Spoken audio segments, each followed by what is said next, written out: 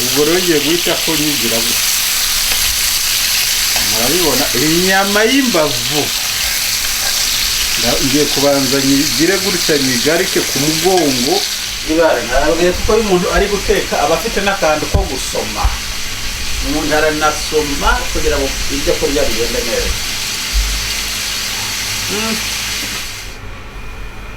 Ngaho rero ni mundebere murye neza, mwige kurya neza, dore ntimugacikwe no kurya neza. Bita guteka inyama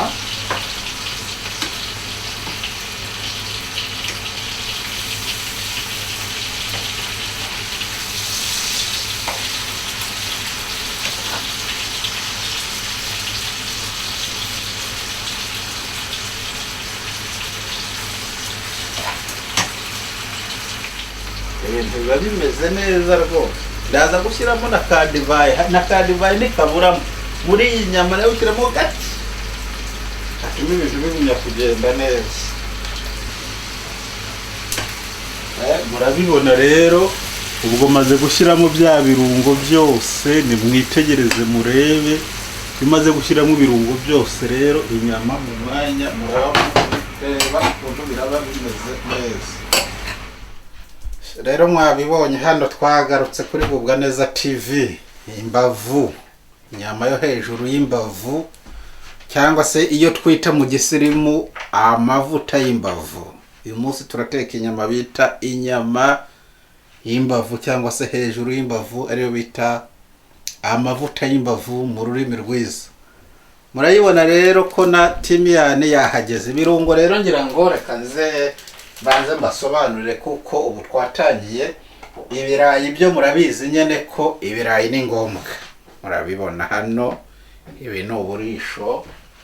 Hano dufite amavuta yacu akomoka ku matungo, nkunda kubabwira mujya mwita ngo ni butter.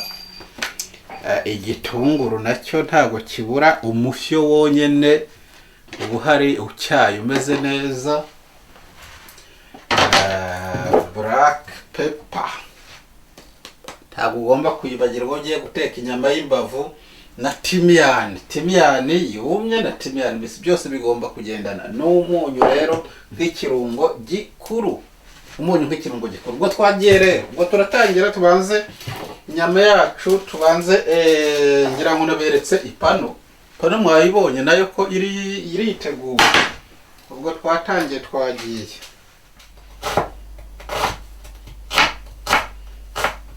Ubwo ibitunguru ngira ngo murabona nabyo biba birangiye. Ipano yanjye rero nayo nsa nk'umuntu uyisiga, nayo nkabanza nkayikorera makiyaje n'utuvuta.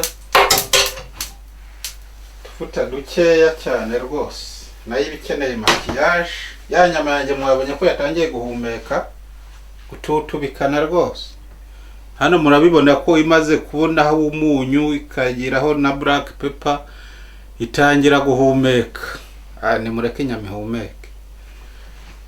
Ubwo nta kindi, ya pano yanjye nawe namaze kushyiraho makiyaje. Hajya babyita makiyaje ra.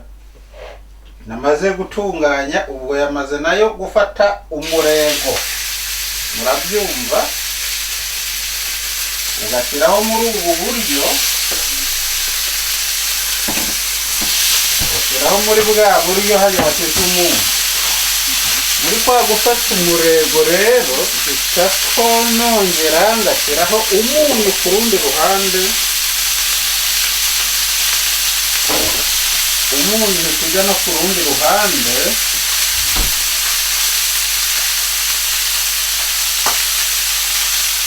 Ariko hagati aho naberetse ibirayi, ubwo nabyo ngiye guhita ko mbishyiraho.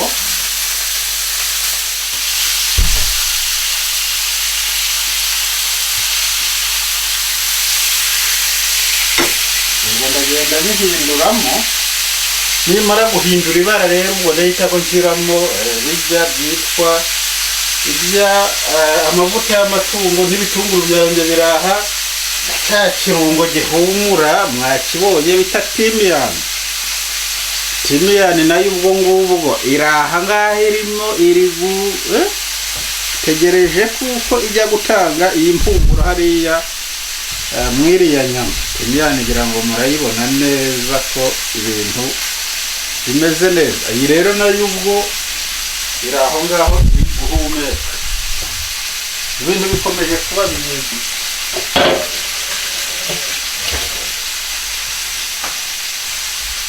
Umuntu iyo ari guteka aba agomba kuba afite n'ako kunywa.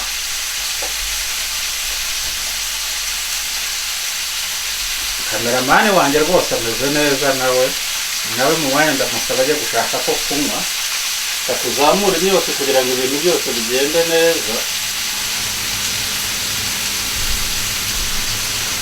Turakomeza rwose gutya ibintu bimeze. Uyu munsi ndaguhagarika, ndagenda rimwe ndakora video imwe birangirire rimwe. Kameramani gusa arajya agenda yongera, ariko nagaragaze inyama irimo guhumeka. Muri kuyibona se kiri guhumeka? Reka nze mbereke rero ya nyama ukuntu bisa. Ngaho nimurebe ukuntu ubu ngubu bisa, murabibona impande zombi rwose. Ubwo rero ngiye guhita ko nyigira gusa, murabibona inyama y'imbavu. Ngiye kubanza nyigire gutya nyigarike ku mugongo, ya nyama iba yometse ku mbavu niyo nyama iryoha. Niba hari inyama iryoha, iriya nyama yometse ku mbavu cyangwa se hejuru y'imbavu niyo nyama iryoha. Ubwo ndagarura hano ku muriro wanjye, naho habanza hahinduke ibara. Nabwiye ko iyo umuntu ari guteka aba afite n'akantu ko gusoma. Umuntu aranasoma kugira ngo ibyo kurya bigende neza.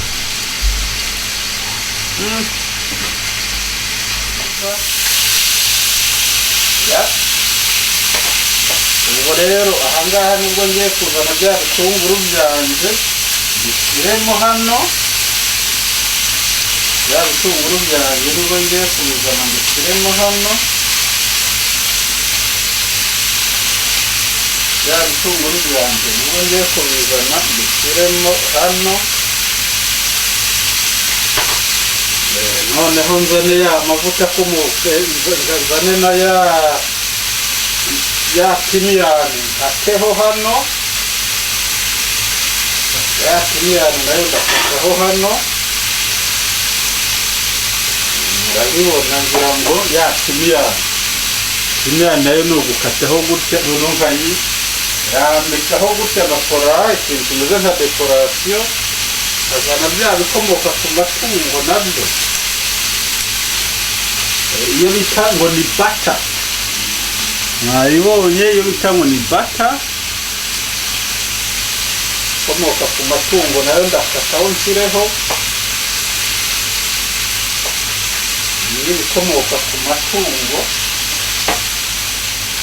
Inyama y'imbavu ni ya yindi ku nka iba ihagaze hano gutyo. Mbabwiye ngo ni inyama y'imbavu, ntabwo ari urubavu. Ni inyama y'imbavu nzateka niyo bita anterekote, ari rwo rubavu.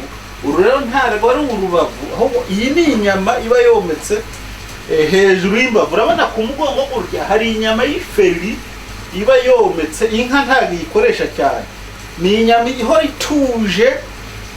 Ni inyama y'inka iba idakuze cyane, itarengeje imyaka 2. Niyo ndi kubereka. Kuyiteka rero ntabwo uyirinda kuyitekesha amazi, yitekeshwa amavuta n'akariro gake gakeya. Hasigayeho ikintu twebwe dukora ni ugufata bya birungo byacu tukajya tuyishyiraho gutya, hasigaye igashya gake gakeya. Rero ibirayi birahiye byo, ngira ngo kameramani ari murabibona neza. Ibirayi iyo bihiye rero, ikikubwira ko ikirayi gihiye rero, uteramo umucyo gutya kigahita gisubira mu isafuriya. Ugira gutya kigasubiramo. Igihe uteyemo gutya ukabona kiri kugaruka, ubu kirayi ntabwo kiba kiraza. Ibirayi rero byahiye. N'ibirayi bihiye rero tekinike ukuramo amazi. Kambaza nkuremo amazi, mu mwanya ndabibereka ko amazi akiri.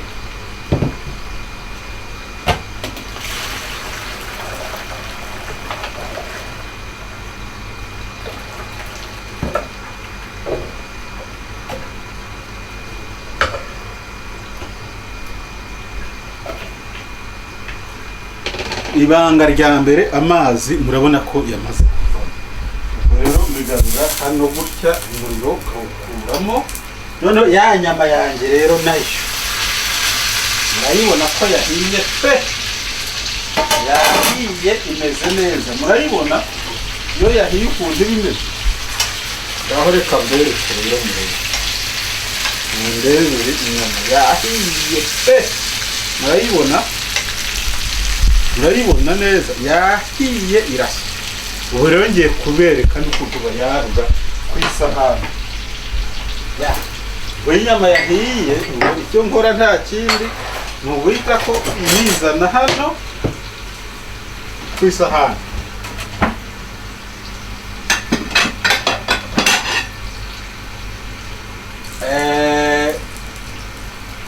Iyi sahani rero iba nziza, yari ibirayi. Ngo ibirayi ndabanza ntarure ibirayi hano, ibirayi mbanza nkabishyiraho bitatu.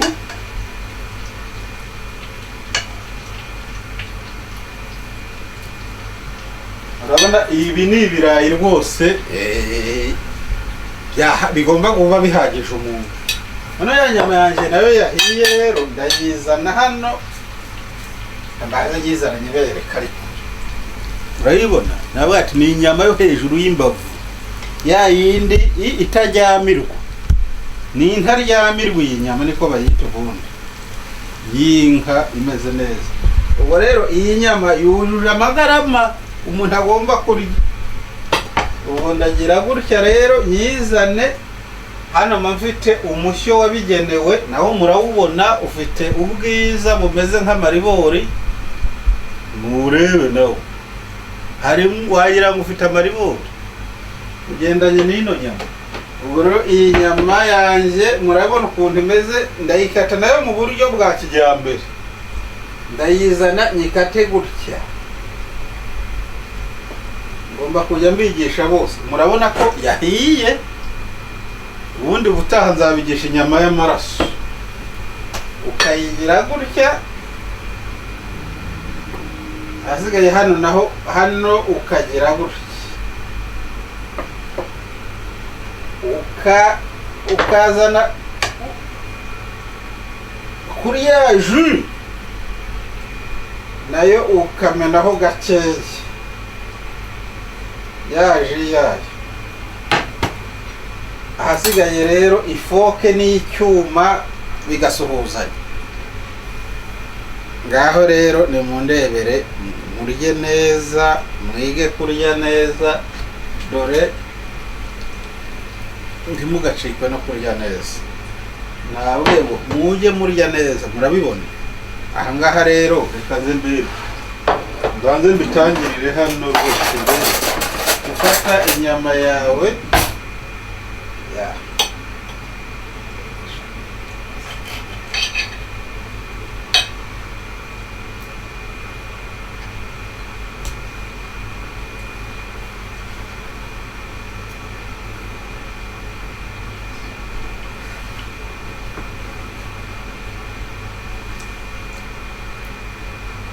muryoherwe. Naho butaha. Iyi yari intaryamirwa, inka y'amaraso.